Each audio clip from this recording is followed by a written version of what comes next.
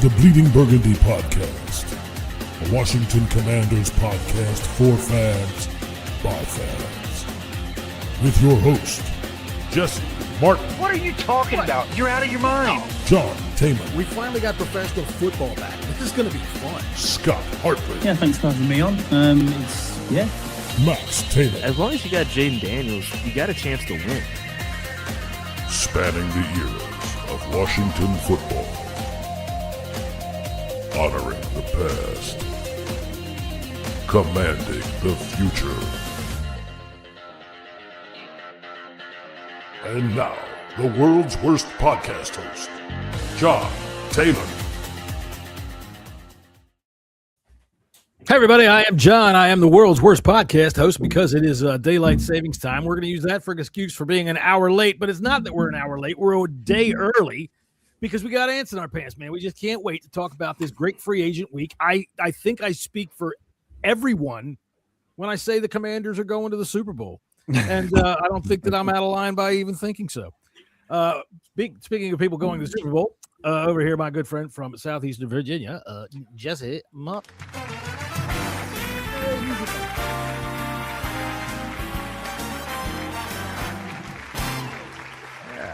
Jesse will be signing his new book, 6,000 Ways to Cook Roadkill, at the new Barnes and Noble in downtown Richmond.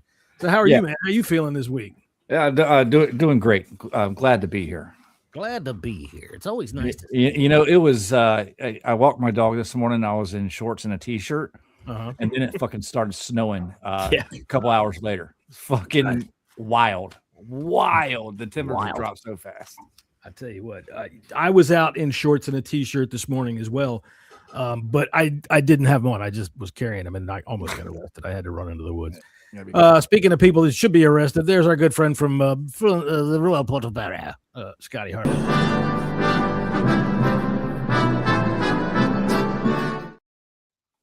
Now, Scott, the reason that we're actually here a day early is because you're going away with the missus this weekend for a private getaway. Is that true? That is correct. Yeah, I'm taking her to the delights of Carlisle. I thought you were actually going to say in the intro there that I should be living in the woods.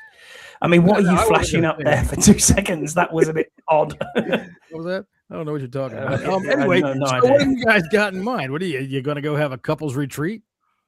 No, we're going to go. We're just going up to meet Cam and his lovely wife. So it's one. Bring plenty of that there. Gibbs Aries, you need some extra jelly. Tell you what, don't get pulled over if you got us in the front seat. There you go. Well, that's cool, man. I'm glad that you're going out to go eat and, have yourself a weekend away, even though, and I said to myself, if there's one person that has a day for lists, it's this day and it's you, and you're going to be here. And like I said in our chat earlier, a guy like you who on the day of, the free agent podcast is made arrangements to go have a foursome with your wife and Cam and his wife, then That's like your quarterback having a baby in October or November. What the fuck, man? You didn't look at the calendar? What's up? It's all good, man. It's all good. I suppose. Do not worry about it. There he is. There he is. Speaking of there he is, how you doing there, Max? Back safe and sound from wherever you were. How you doing? I'm well. While we're all safe and sound. Oh, we are. While we're all doing this, there's a button that lives right around here, right there on your YouTube page. It's called the like button. And then over by Scott, that way, there's a subscribe button. Yeah. And you should press it because we do it for you. That's right. You should press the like. You should press the subscribe. If you're over there on social media watching us right now going, Jesus Christ, I'm fucking bored, but these guys look like they might be fun for a while. You'd be right. We are going to be fun for a while. So come on over to YouTube. You can jump in the chat, and you, my friend, over there on social media, you yourself can talk to Sexy Scott. There you go. All right. So it's free agents, man. And I'll tell you what. It's been a tumultuous weekend. It is my Super Bowl. Well, yeah, it's usually our Super Bowl. Max is looking like he's a terrorist in a bunker. I'm sorry. I just woke up from a nap, sir. Nap. All right. Well, you don't have to call me sir on the podcast. Let's see here.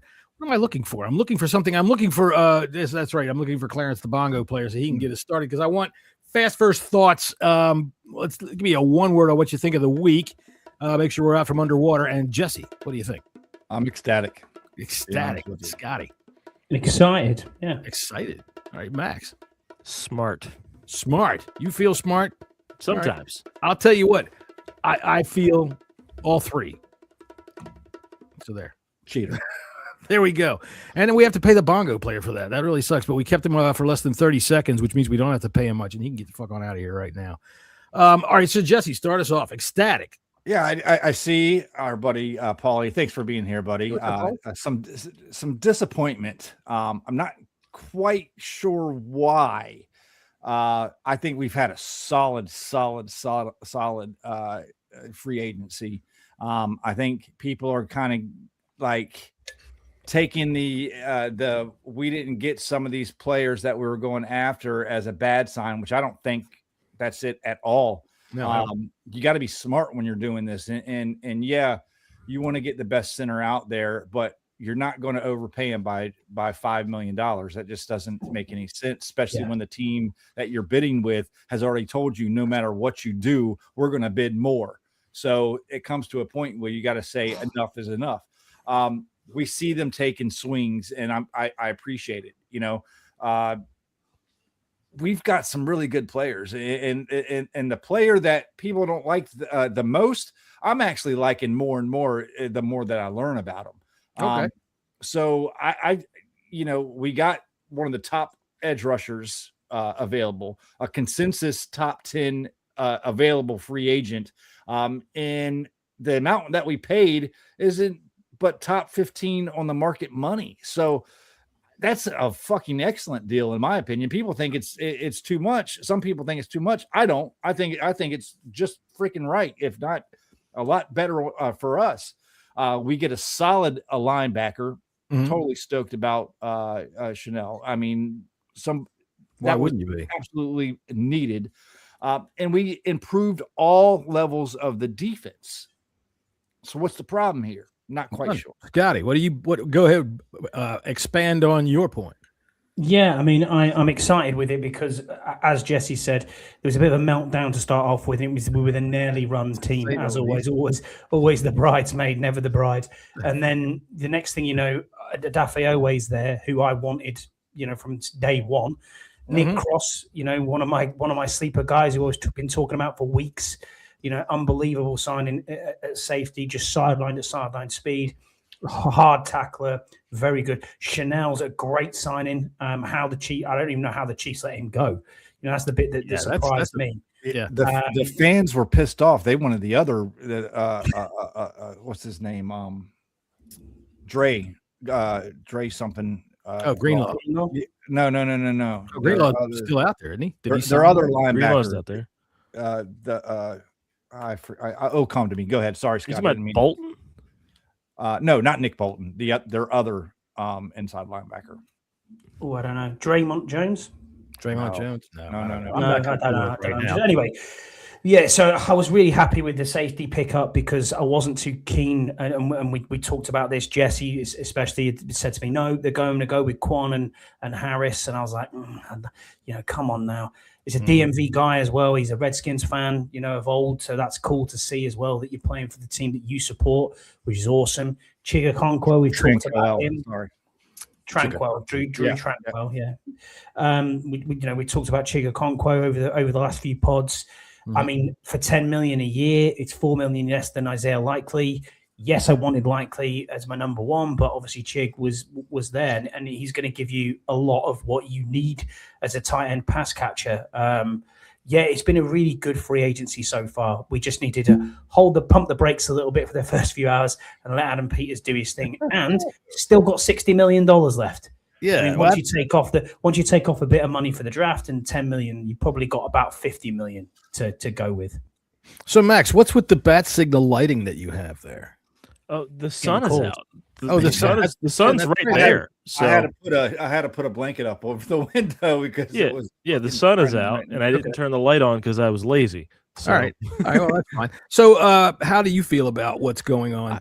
I think they played it smart. Yeah. I think that, we gave one top money contract to Owe, who, whether or not is completely deserved, we'll find out. I have one concern about him, but who am I except a guy that sits down here and that's why we're here, right? But I think that guys that are sitting down there, we don't know shit about my shit. concern about Owe, if I can just get into it, I worry about the start that he had last year with Baltimore. He had 0 sacks in the first 5 games and then 10.5 in the last 10. The Baltimore defense last year was fucking awful. Right, which tells you that it's a scheme issue and that there was no one opposite of him on the edge. Do we have that elite edge on the other side of him to make him be warranted for $100 million? Well, we signed 4 edges, right? We signed 4 edges. We've got Dorrance Armstrong. Right, but that's also the same thing of, hey, I want Justin Jefferson in fantasy. I'm going to give you J.K. Dobbins and Kyler Murray and all these other mid people. It's that numbers don't necessarily mean much. You need to see production. And we also got to remember too, when we're saying that 100 mil, everybody freaks out with the 100 mil number. And in reality, if he actually makes $100 million, that means he's fucking, he's awesome. He's awesome. He's a big hit. I mean, so what I'm getting at is it's number 9 in terms of edge rusher money. So is he going to be? Go ahead, finish your point. I saw somewhere it was 14. Sorry. Let him finish. So is it going to be upwards of Nick Manito numbers, who's right above him at number 8? Is it going to be upwards of not necessarily Micah Parsons, but that's the category you get thrust into when you get up that high. Right. Where are you getting the number 9 number? Because I saw 14. When I just pulled up what edge rushers make, and I see who's over 100 mil, and it's 8. Okay. You see here. Here's where I stand. Okay, I'm talking. I looked at I think it was a real money one, like average. The average. Yeah. One, I think it was 14. I'm pretty sure it was 14. So he's 10. Like all right. So here's where I stand with all of that, and where I'm going to expand on what I had to say. Number one. First off and foremost, I couldn't give a shit if fans melt down in the first 2 hours. It's fun. It's fun to watch people absolutely go bonkers berserk. And they did. It was embarrassing to be honest. It was a classic meltdown. Oh, embarrassing. They're fans, short for fanatics. Well, and as we all know, fans are stupid. And they prove it every year at this time. And that's fine. Go fucking bonkers, go apeshit, say the stupidest goddamn thing you can. I couldn't give a shit. That's what we do. Once you've been through it for 50 years or so, well, we haven't been in free agencies that long, but it's been a long damn time. I've watched this happen with this team in so many different ways. This was a thing of beauty. All right. We used to literally track Dan Snyder's jet. All right. We used to literally watch it from when it took off and we'd track it on where it was going and see where it was heading. And we're gonna and Snyder fed on that shit. Him and Serrato would just, oh my God, we're jumping on the jet. We're gonna go get the most expensive guy we can find, whether he fits or not. Boy, oh boy, are we gonna excite the fans.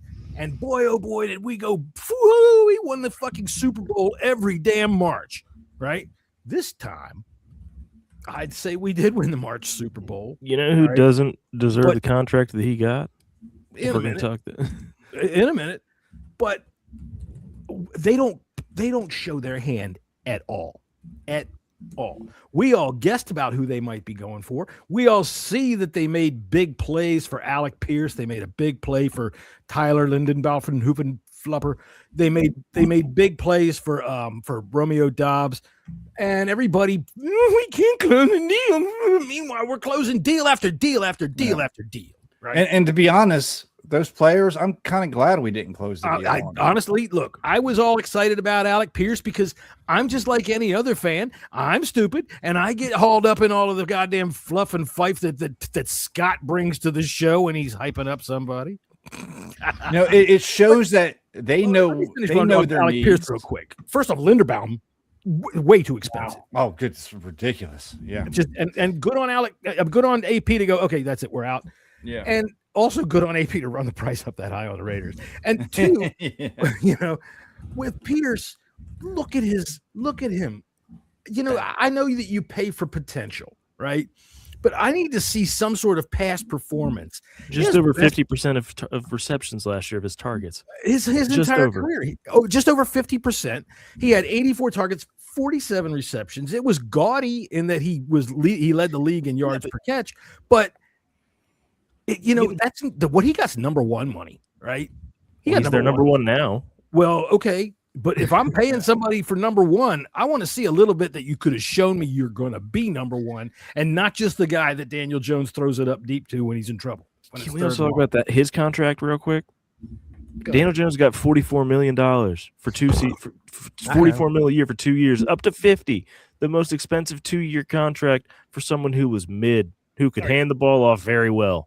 With contracts, hey, you know what? If you got Jonathan Taylor and it works, it works. With contracts, I don't care about any of this money. None of this money means a thing to me because the money is a mystery. It's just a puff of smoke. Yeah. All of this, how do they do this? How do they do this? What'd you say, Scott? We still got $60 million left? Yeah. 66 million. Obviously, you've got to take off probably 10 million and then 12 million for your draft, and that doesn't include Rashad White. So you've probably got about 40 million left. That's what I mean about the market. Like, I think OA is a good because it didn't get close to like resetting the market. Right when it comes to that, and the same thing with Alec Pierce. This year's market reset is next year's. But it kind of goes with the Alec Pierce. It's like $30 million. Okay, we offered to him. They offered him $1 million left. He wanted to stay in Indy. Nothing you can fucking do about it. Yeah, and that's fine. Good, glad. Again, I find it hard pressed to pay a fucking wide receiver $30 million a year right now. Yeah. Right. That's wide receiver one money. And the production he has shown is barely wide receiver two. In terms of just statistics. Yeah. Anyone statistics can say. I can't say. But again, they acquired a target. They knew what they needed. It didn't work out. That's fine. But they went after people. Same thing with the Linderbaum. They know they needed a center. They locked on one. The price got too high.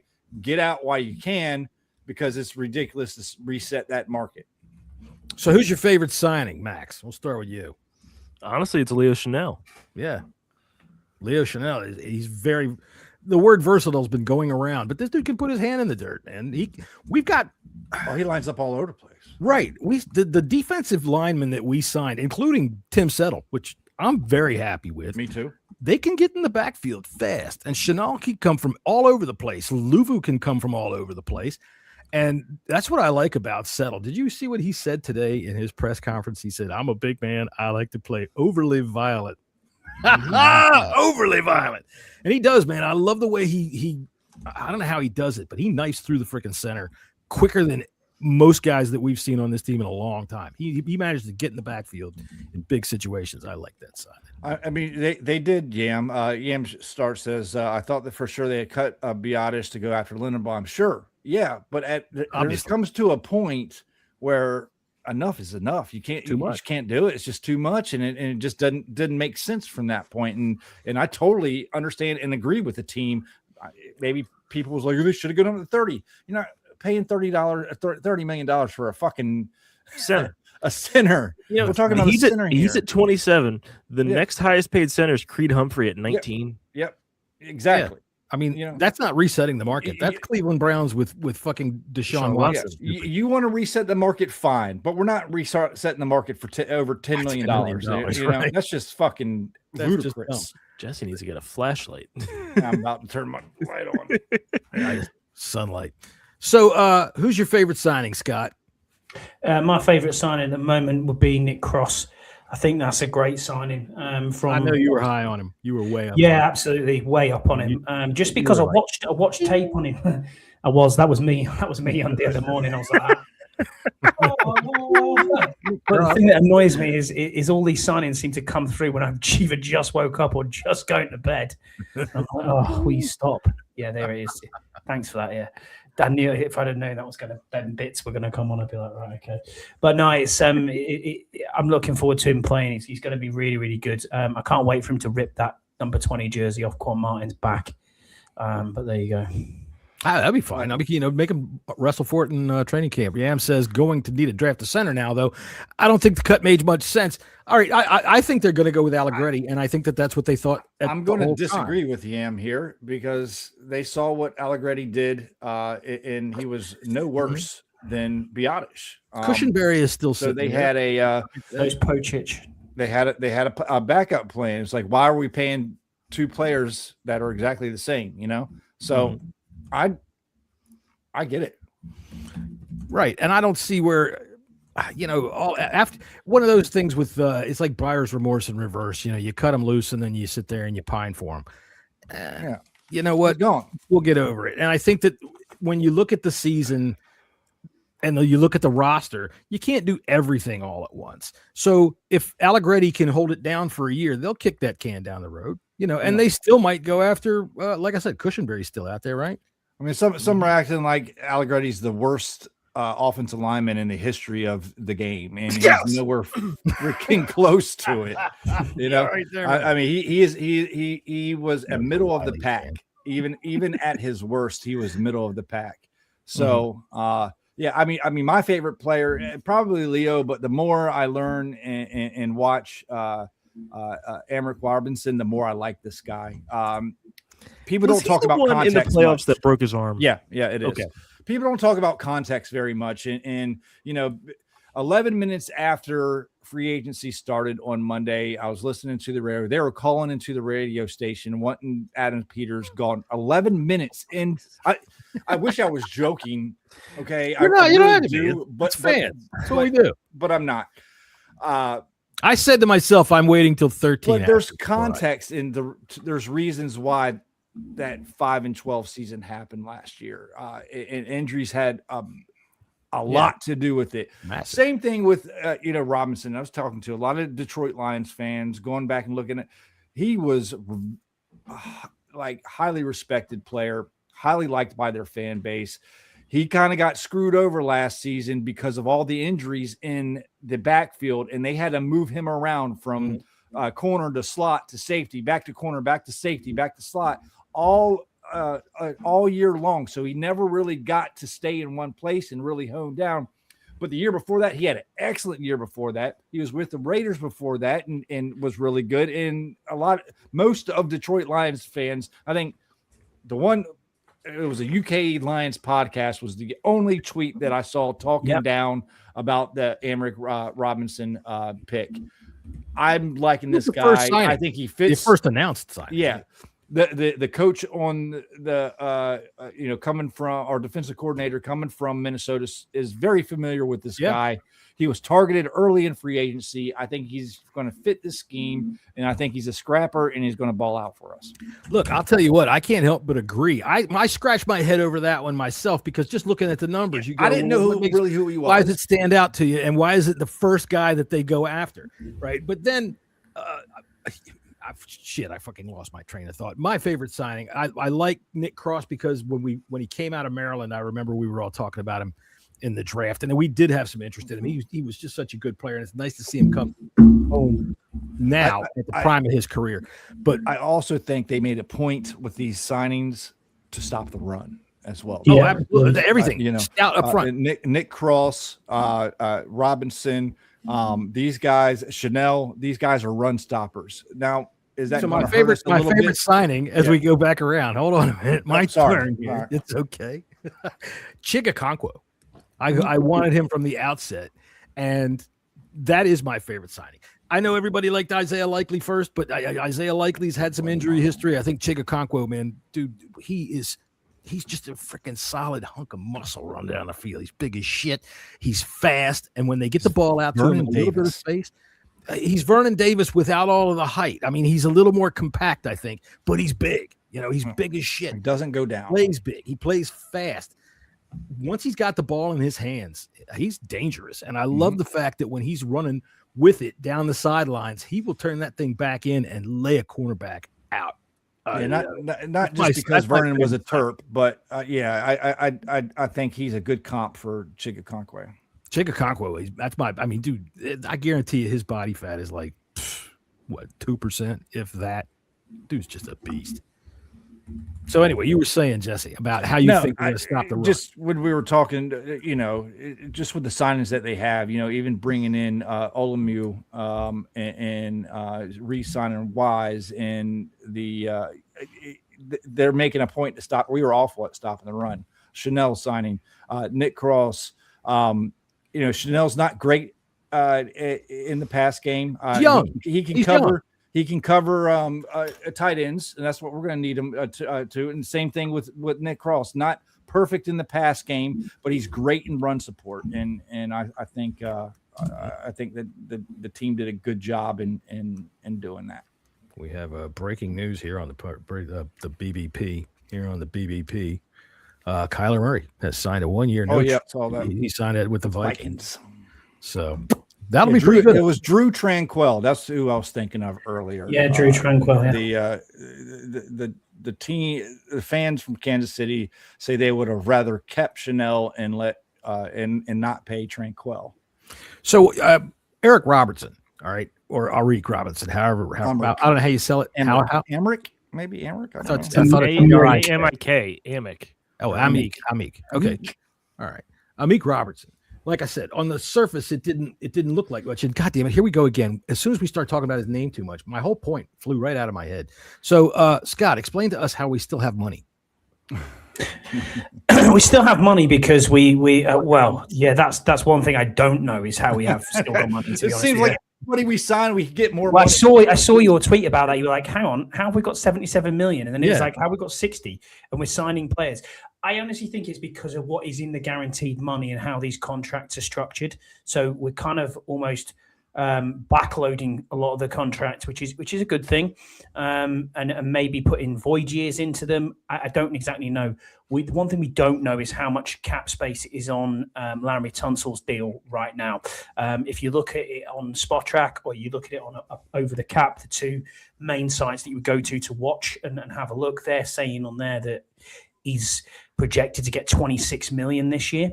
I don't think it's anywhere near that. I think it's probably more like the cap hit will be around 14, 15 million, which gives you a little bit more money to spend. Mm-hmm. So we might realistically be still around about the 60 mark. But everywhere I've looked, every tweet I've looked at, all of these, PFFs, whoever else, all these sort of analytics and stats people, they're all saying between 66 and 60 million is kind of where we're at. Oh well. So realistically, when you take off the money that you've got to take off, because you always need 10 mil, because you've got to pay your practice squad, and you've got people who you need to potentially get off the street later in the year, and you're paying your camp bodies as well. Then you go right, okay. Then your draft picks are 12 million. So that's kind of what's slated for our draft picks. So 7th draft pick will get about 8 mil, and the rest is so on as we go through. So you probably got about 40 million with the cap space still to go. So we could probably make, I don't know, 10 more signings at vet min and maybe a center and maybe a wide receiver, and that'll kind of do us. But right now on the roster active of who we've signed so far, we're at 56 players. All right, so you need 90 for camp. So yeah, we gotta have to bring in. So if you think 56, and then you add your draft class on top of that, you're probably looking at you're up to 65, 62. 62. Maybe 3 more signings to take you to 65. 5 maybe undrafted free agents. That's 70. 20 camp bodies. Our futures. Do we have any futures contracts out there? Is that on the books too yet? They're already on the books, but they're already on the books as part of the 51 cap space as you look at active cap space. See, the only guy that we have lost is Chris Rodriguez, which I'm only. We've lost 3. We've lost 3 people. We've lost Paul signed with somebody. Martin. Oh yeah, Jacob Martin signed with Tennessee. He was a It was a good chunk of money. It was 11 million over 2 seasons. So well, 5.5 million. Wall for him. As much as I like him, once they start signing edges like that, then he's got to go. Bye bye. Jean Baptiste is still there, so we lost him. Who else did we lose? We lost Chris Rodriguez. All right, and then obviously the center Biadish. That's it. They're the only 3. They're the only 3 so far. We cut him. I have a feeling that we're probably going to be signing Chris Paul back. It might be. He might have gone out and found out that once he went to the dance, he's not as pretty as he thought he was. Yeah. And we'll take him back. That's nice. We'll dance with you. All right. So in terms of wide receiver, all right, which is where everybody now is starting to do their complaining. I get the itch with trade is coming. Do you? Yeah, I have the itch. What do you think? I look at our cap room. I look at who is on the market, and there's not really anyone that warrant a bigger contract. I'm not saying Brian Thomas. I don't want to say a name because I don't know. Okay. But I just get the itch that a bigger money receiver's coming. And that would mean I have a different itch. Scotty, do you have any itches? Yeah, I have the itch for Brian Thomas Jr. I think he's already got the jersey bought. Yeah, absolutely, I have, because I can then parade it around my house, which will be fucking awesome. And by the way, just for fun, do you recognize those two? Just for fun. Whoever that is, she's got some teeth. Jesus Christ. That's Mary Tyler Moore and Dick Van Dyke, for God's sakes. Oh, good gracious. Yeah, so there you go, Scotty. Now let's see if I can throw off your train of thought. Yeah, so what I was saying is I think Brian Thomas Jr. would get here. I think that Daron Payne is on the chopping block. I don't know which way you look at it, because that cap hit is enormous this year. You can save yourself $16 million by cutting him. Yeah, it does. It almost doesn't make so many other guys. Yeah, right now, it makes no sense to keep him. If you're going to keep him, you restructure him. Yeah, unless they, are trying to get an extra third-round pick, but that's a lot of money, extra money for a third-round pick. And if they were going to try to trade him, I think they would probably try to do it before free agency really kicked off. I don't see I don't see Brian Thomas Jr. coming here at all. I just don't see it. Why? Whoa! I'll tell you why. Because everybody in Jacksonville got better last year, except for him. Do you know why? For him. Go ahead. Shane Waldron. That's why. I'm not saying I don't want him here. I just don't see it happening. I'm telling you what, that whole offense got better and he got worse. And not only did he get worse, but he lost the freaking trust of his quarterback, and they ended up just kind of benching him, even if it was just a soft benching where they just let him run around on the field. He did have a lot of drops too. He had a lot of drops. Lawrence got tired of him, and everybody else on that offense rose. So whatever, Waldrick, whatever, who cares? He didn't step up when everybody else started to step up. And if there's one thing that I'm tired of, now he's one of Jaden's former boys, right? Mm-hmm. Okay. I'm getting tired of hearing about, let's get the guys back together. I've had trouble in my career, but if I can get back with Jaden, fuck that. All right. That's the guy in your 20s that, man, if I could just stay on your couch for a week or two, man, I'll be up on my feet. Fuck that. Move on. We got our guy. I know Scotty. Anyway. Who are you wanting then? Brandon Ayuk's coming. You know what I think is going to be our I think that what we did this week, all right, with the defense has put ourselves in a position in the draft where we don't have to look at these defensive players with need in mind anymore. And I think we're going to see Carnell Tate at number 7. That's going to be our number 2 and the heir to Terry. And if there's ever any blue chips in the NFL, the bluest of blue chips is Ohio State wide receivers. Yeah, I've kind of I've softened Thank on you, Scott. Carnell Tate at 7. I've softened that Carnell Tate at 7. I would much rather have the wide receiver from Arizona. Jordan Tyson. If Love isn't there, I see a potential trade back. I believe with all my heart that Ayuk is going to be a receiver on this team. And then they'll probably go off and get somebody like a Keenan Allen or a Stephon Diggs, Christian Kirk, maybe. Christian Kirk, $5 million. Happy days. Something like that. Scott just wants the old Jag so he can do this to his wife. No, I just think he's a good slot receiver. He's a good player. Hello, that was interesting. You're going to get us banned from this woman's probably 85, 90 years old now. So. Dude, seriously, you can't do that, John. You're going to get us banned from YouTube. That's from Playboy, 1966. It doesn't matter. You can't fucking do that. All right. Sean Connery. We'll talk about movies. You can do that, but you can't show bare ass on YouTube. Right. Jesse has 2 strikes already. To me, don't forget, I put Chris Sims' face on a penis. Listening to people like Logan Thompson, I truly believe him. In any other draft, Carnell Tate's an end of first round, early second round wide receiver. Really? And thinking about that, it's this. People don't believe it, but this draft is not top heavy. It's just not top heavy at all. That's fine. I tell you what, I think that when you look at a wide receiver like Carnell Tate, people are going to talk about his 4.5 time as if that's fucking slow. They're going to talk about certain things that they think that he's not even the number one wide receiver on his team. Look, who was Jackson Smith-Njigba before he was JSN in the NFL? I mean, he was a good Ohio State wide receiver, but was he a superstar that was flying all over everybody in college? Not necessarily. And he's the number one wide receiver in the NFL right now. I'm telling you, blue chips are Ohio State wide receivers. Yeah, but I just like, to me, I think you go with the best, whatever the best player is on the top of your board. You don't need, even if it's a defensive player.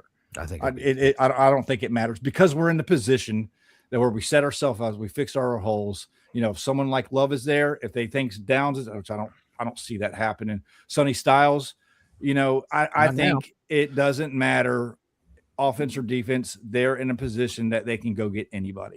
Yeah, well, I agree. And especially when you say Sonny Styles, who all of us were in love with, Caleb Downs, all of us were in love with. These guys that they've picked up this week are young, you know, and they've signed, Cross signed a 2-year deal. Chanel signed a 3-year deal. He signed Owe to a 4-year deal. I just hope they don't feel forced because they weren't able to pick up one of these wide receivers to pick a Tate. You know, they have to pick a Tate. I just don't. I just think that, Jesse, I don't know what the 2027 draft's like. You'll have to speak to me, Max, but I go on, mate. I'll let you go. I got it. You go ahead. I got it. I'll build. Right. Okay, cool. So if you can build off that, that'd be awesome. Just, I'm looking at this and saying to myself, one of these positions you're going to have to pay $25+ million for, even if it's a wide receiver too. You know what I mean? If someone turns out like that, are you willing to do that in free agency, or are you willing to just say, hey, we can get a rookie on a 5-year deal and build them in the same way that we did with Terry over time, and he's had 2 contracts out of us since then. You know, he is going to be off the books next season. We have to try and build, because I know I'm looking future away 2 years down the line, but this is an expensive position these days, and we're going to have to make sure we do something. You know what I mean? Because we've kind of got bookend tackles, so I'm comfortable with where we are with that. You're not paying out for that. Young safeties is great, which it don't cost you a fortune anyway. Mm-hmm. And then the next thing you've got is edge rushers, and we're already paying $25 million for one edge rusher. Dorrance Armstrong will need a new deal if he's going to play the same way he has last season. So where do you go? If Bailey's there and you pick Bailey, you don't have to pay him next year. You know, you get that premium position. You know. You see what I mean? That's kind of where my thought process is. But you've brought in so many edge rushers now. Chason, Amenahue, you know. Yeah, but Wise is back. But in a 3-4 difference, a defensive end is different than an outside linebacker. So that Amenahue and Wise, those are DNs right there, man. Mm-hmm. You know, and again, they're not big contracts. Easily get out next year. You know, so if a Bailey is staring at your face at number 7. You're like, okay, this is going to be our bookend for the next, you know, with Owe for the next 3-4 years. Mm-hmm. Well, I think, you know, you got to think about doing that. Does that make sense? At the bare minimum, what they did this week was they opened up their draft options considerably. Yeah. They absolutely right now are in the catbird seat in terms of whatever falls to them. And if they've got anybody calling to drop back a couple of spots, you know, they're in a happy spot right now. There is no pressure on right now, in my opinion, at all. They addressed pretty much everything that needed to be addressed in a quality way. You know, we've still got holes to fill. You know, we're not complete. Max got to go. He ain't talking a bit. Y'all keep going. I'm looking forward to the draft talk. Y'all keep going. Yeah. Okay, well, that's Max, where we are. Build off that for where we were with 2027. What's your thoughts on that? So, wide receivers wise, just in general, the draft in 27 is going to be strong. One thing that you're seeing is there's teams that aren't making a lot of moves right now because they want the comp picks for 2027. Exactly. Look at the Jags. The Jags haven't signed much of anybody, and they've lost 2 studs to get those comp picks. 27 is going to be a draft. Frankly, Jeremiah Smith should probably go number 1 in 2027. Ryan Williams is coming out from Alabama, who, while he hasn't had a great season this past year, he's still a pretty damn good wide receiver. Like, 2027 is going to be a huge class, plus the quarterbacks. Just off the top, Dante Moore out of Oregon, Arch Manning, who, if he can actually play, great. But if he can't, he still has the year for him. That's a hell of a caveat there. If he can play. Well, what I mean is, Arch Manning had a rough first year because he was on the bench, and then the second year he had his ups and downs. He wasn't the best quarterback in the world, but he wasn't the worst. Plus, you got all these kids coming back from USC. Jordan Mailata. USC, by the way, is returning 16 starters in the NIL era. That is crazy.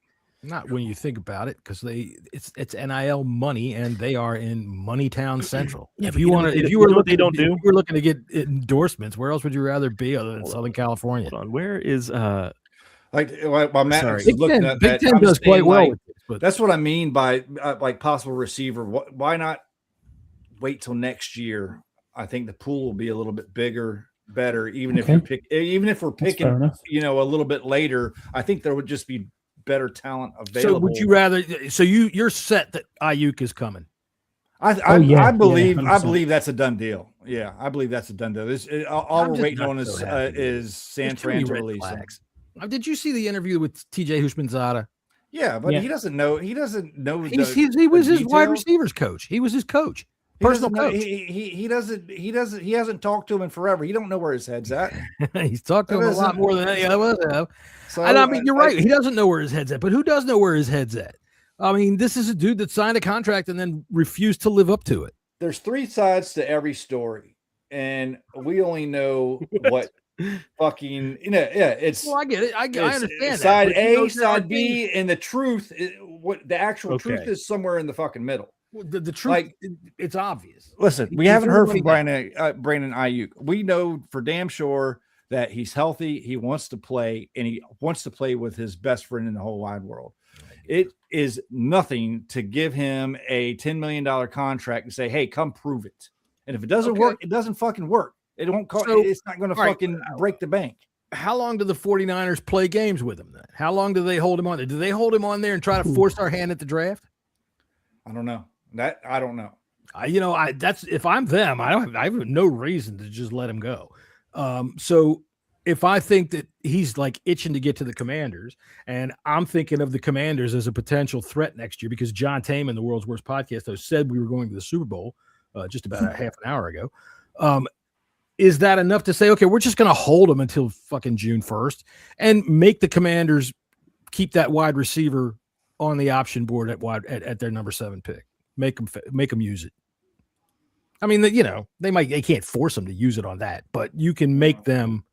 You can make us still keep it in mind. They could make us take Jeremiah Love. I mean, I don't know what. I don't think he's getting past 10. And it's not like I don't see the Commanders going into the draft banking on Ayuk. You have to make another move. I mean, you just have to. Well, no, but not if you pull in Ayuk before the draft, you don't have to make a move at 7. It's not at 7. I'm talking about. I think we're going to sign 2 more receivers. I think we're going to sign 2 more receivers before the draft. All right, because see, I honestly think Carnell Tate is that quality. I think he is definitely a top 10 pick, and I think if we have the opportunity to take him, we should. I think I'll agree to disagree with you on that. And I could be right. You could be right. He's a route runner supreme. So is corner a premium position in your opinion right now? So Mansour Delane, would you take Mansour Delane? I definitely see us. If we trade back a couple spots, Delane is that. I would be extremely happy with that.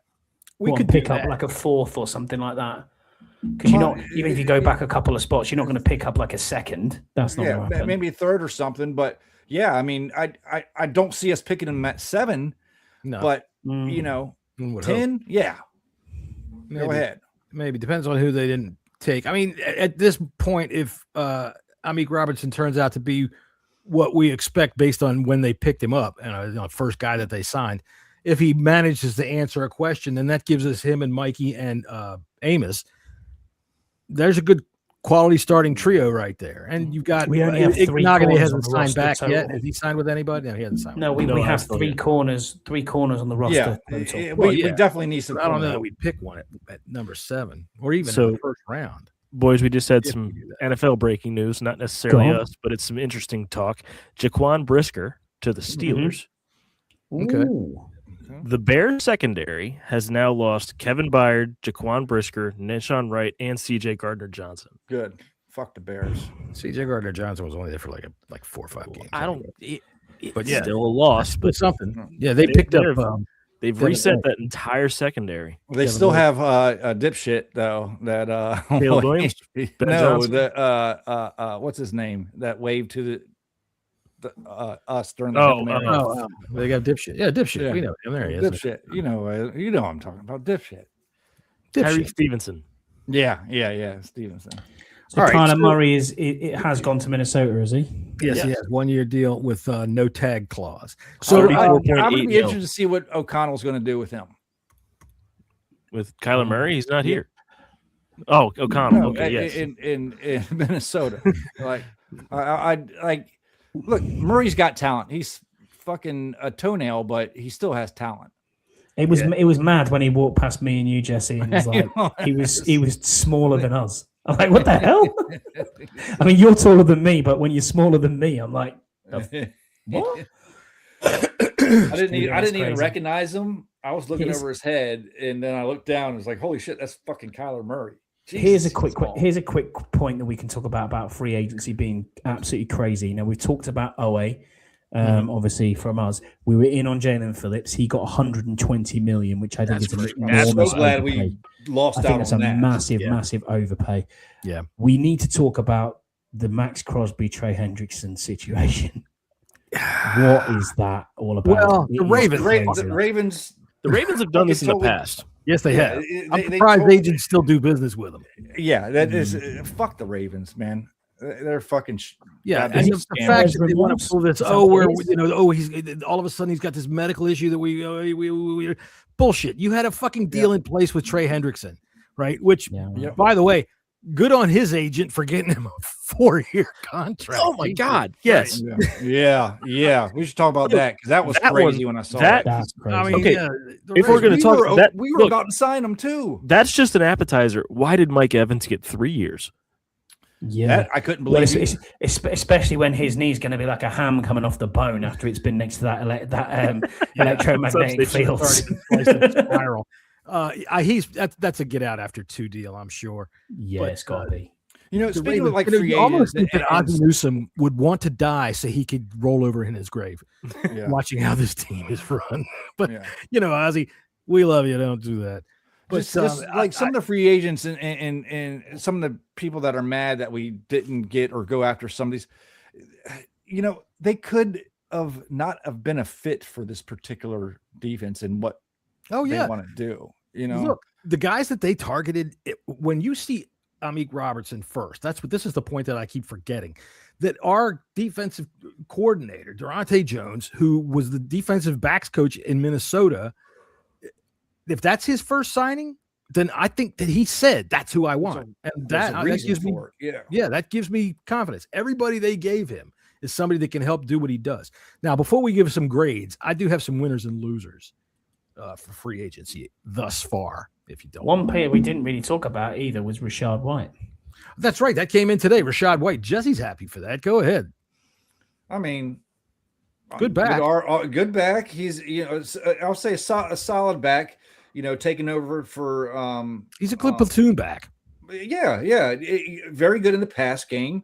Good at run blocking. I don't see an issue with this back whatsoever. I think he's a younger Jeremy McNichols with a little more upside. Yeah. We're not done there. I think Jeremy McNichols comes back. We definitely still need. He's not going to be our workhorse. We didn't sign him as an R. We have a single workhorse. We're not going to look for a single workhorse unless they bring in Love. And if they bring in Love, then there was no point to sign Rachaad White, in my opinion. If you're bringing in Love, he's not here to be in a committee. He's here to take over. I don't think signing White has any relevance with drafting Love or not drafting Love at all. You need a good third down pack. So I disagree, sir. So I vehemently disagree. I don't get the people that say, "Oh, there's no way we're going to draft Love." If he's there at 7, you're drafting Love. One thing I know for sure is I don't know. I don't know what this FO thinks. That's the beauty of it. I love it. They play their cards so close to the vest. None of us know what they're getting ready to do. We can guess and we can be happy with what they come up with. I think they're setting up for the opportunity to. This free agency kind of points that way. If there's a chance that he's there at 7, they're taking him. I agree. All right, let me see here. I got to find this here. We'll do this. But if he's not there, if he's not there, so okay. Well, I think everybody got your point. All right. So, all right. I do have some winners and losers for free agents. These are just my opinions. Loser.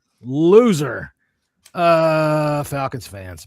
Honest to God, none of us know what the fuck they're doing. So don't feel too bad. Hang on a minute. Let me get this thing out of the way. There we go. That's better. None of us know what the fuck they're doing. They have no idea what they're doing. I don't even think, even a person that's throwing shit at the wall to see if any of it sticks is trying to see if some of it will stick. I don't know what the fuck the Falcons are doing.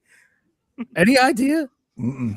No. None whatsoever. All right. Fucking who knows what the hell they're doing? Where's all my background shit? Man, this thing's all. God damn it. There we go. Get my red in there. There we go. All right. So Falcons fans, look, now let's know what the fuck they're doing. Anyway, they are losers. Winners. Let's see. Geno Smith. Geno Smith gets to keep playing football. He does. He gets to Poor keep playing Geno. football. Loser. He's gone to the Jets, hasn't he? He has to play football for the Jets. Yes. Mm-hmm. Winner. Dallas Cowboys signed Sam Howell. Yes. He finally gets some insight on the Eric Bieniemy offense down there, and goddamn right, we're gonna find out. He's only got to collect the New York Giants at some point in his career. He's done every NFC East team. That's cool. He's got to. I mean, he's dragging the dregs right now.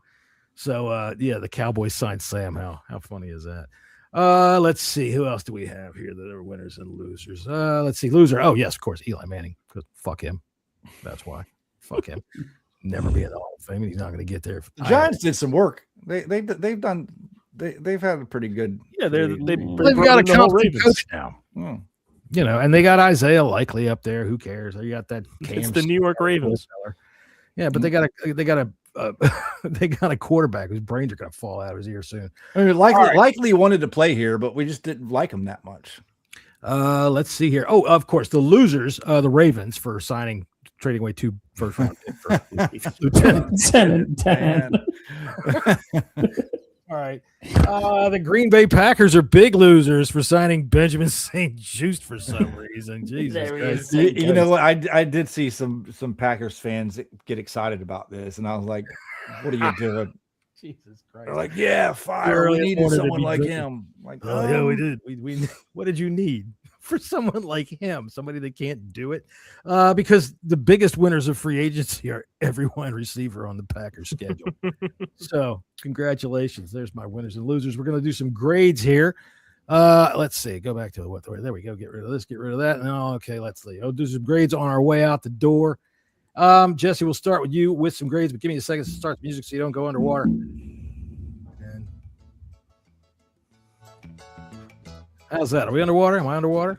No, I think you're good. All right, we sound pretty good. Okay, so give us a grade on the Commanders' free agency thus far. Yeah, what do you think that they have going forward? I'm going to say an A-. And I think the only reason why I'm giving them a minus is because of the fact that we haven't signed a receiver yet.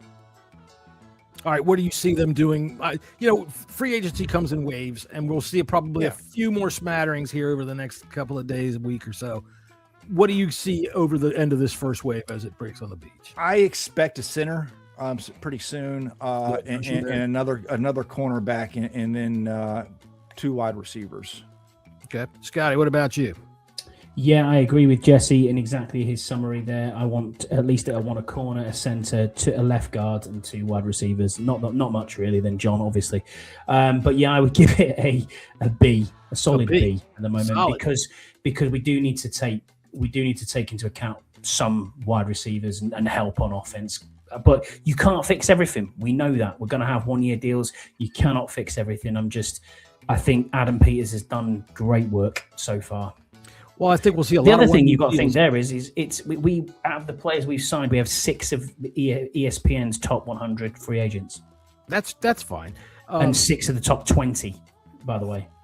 If I'm thinking correctly, of the names that we've signed, not just the re-signings or anything like that, but everybody's over 1 year except for the guy we got from New England whose name is escaping me, La'Kavon Chason. Kalavon, is that how it is? Chason, yeah. Kalavon Chason. And Rashad White. White. He's a 1-year deal, but everybody else is White. And Charles Menahue's a 1-year deal as well. Yeah. Okay. All right. So I think that's good. They're building for the future. They're not just building to be temporary for next year. Max, go ahead and give us a grade and what you expect. Also a solid B. And like I said earlier, I think that there's a trade coming for a higher dollar wide receiver. I don't think they're going to let all this cap room go to waste. Let me ask you real quick. What are we giving up? I think we want to keep our draft picks for next year because our draft is supposed to be I pretty agree. decent. I think what are you thinking? Are you thinking a player trade or what? Give up one Mr. Deron Payne. Yeah, but how much are you going to get in return for him? Yeah, all right. So, because I think they talked about at one point, Safety Show talked about it, and it kind of like my thoughts on it is like who would and what would they give up for that contract? That's the only thing that I look at. So that's a pretty hefty contract to be able to. You'd have to take a look and see at a team that was probably in the same kind of a situation with a receiver that they might see as underwhelming and is overpaid. They might be looking to offload. I don't see where we have the assets to trade for a really high dollar type wide receiver unless he's a genius coming because the Jags need defensive interior players. They've got cap space. They've got cap space to pay that contract. Well, they're not going to do a player for player trade. I mean, it would have to be. It's going to cost you more because he was a first round pick. So you're probably going to look at Ron Payne in a fourth. Yeah, fourth next year maybe, or a next year third. I still don't think that happens, though. I don't think there's a chance that happens. I'm going to give him an A. I think every one of these, I don't. There's none of them that I can argue with in terms of these signings, and I think every one of these signings makes sense. Who? They make sense. Every one of the signings makes sense. Not just they make sense. They're home runs. Yeah. I mean, dude, the top edge rusher in free agency nailed him, right? Mm-hmm. In our opinion, which counts more than anybody. Nick Cross, I thought was one of the top safeties that was out there. He was a fucking steal. Cheval turns out to be a possible, just a gem that we just found right at the right time. Even Okonkwo is just, in my opinion, ascending players too. That's right. They're all ascendant players. Mm-hmm. So I'm giving them a 100% A for this free agent period. And I mean, that's why I said at the beginning of the show, we are going to the Super Bowl. We're heading there this year, and it's a done deal. So the rest of the 31 teams can just stay the hell home. All right, I don't know when we're coming back. When are we coming back? Not tomorrow.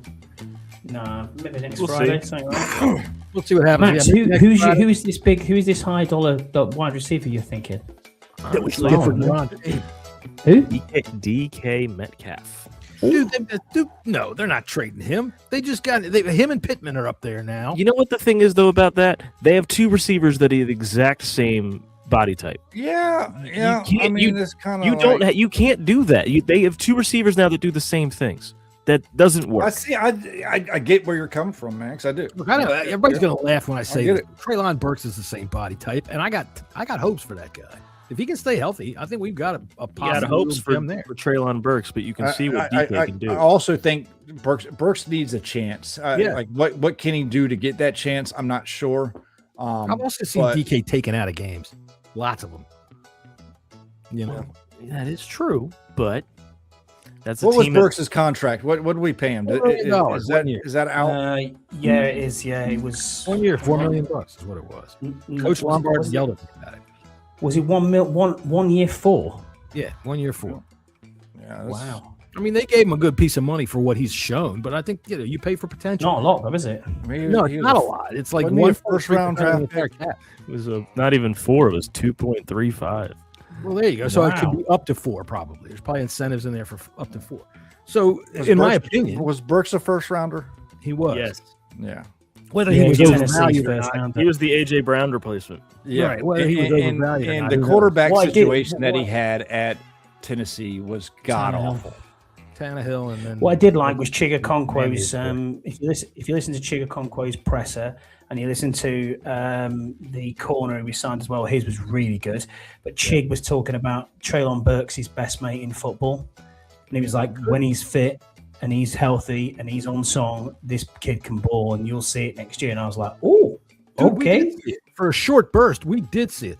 Paulie says we didn't land the prom queen, but we still got laid after the dance. And that in itself is true, but that's not always a good thing. I would say that Owe and maybe even Chanel might be the prom queens. You know, honest to goodness, the prom queen usually doesn't want you to mess up her hair anyway, so she's no fun. So, you know, we went home with the fun girls. That's what I'm saying. All right, so we will be back the next time we are back. Stay tuned, and if you really want to know what's going on with the Bleeding Burgundy podcast, with the old BBP, check in with Scott G, because Scott G keeps tabs on us like nobody else, man. I think if we need a road manager, that's our guy. Scott G with a cricket bat to go in there and get our money for us. So, all right. We'll see you guys the next time we see these guys. For the Commanders. Later.